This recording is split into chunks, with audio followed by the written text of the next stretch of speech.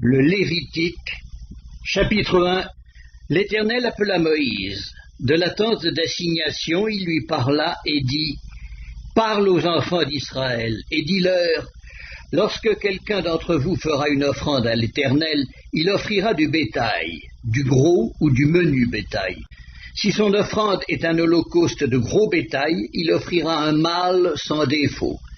Il l'offrira à l'entrée de la tente d'assignation, devant l'Éternel, pour obtenir sa faveur.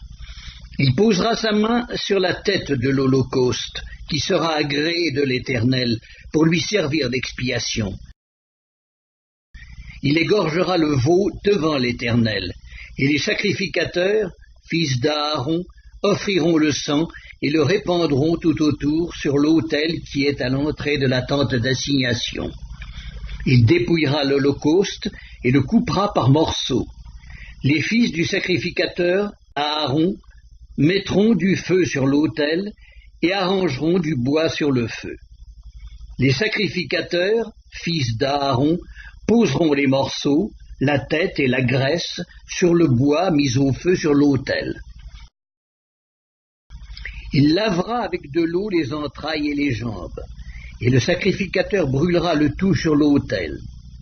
C'est un holocauste, un sacrifice consumé par le feu, d'une agréable odeur à l'Éternel.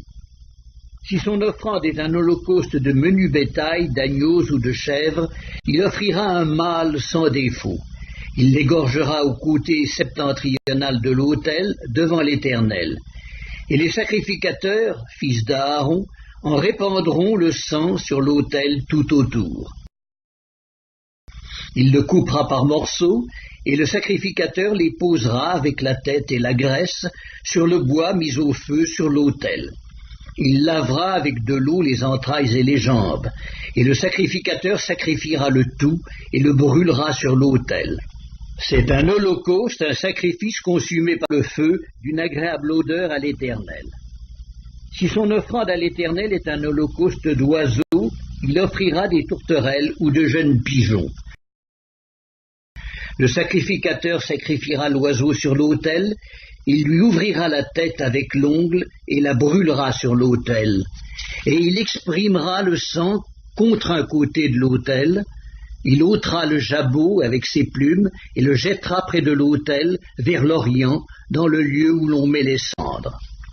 Il déchirera les ailes sans les détacher, et le sacrificateur brûlera l'oiseau sur l'autel et sur le bois mis au feu.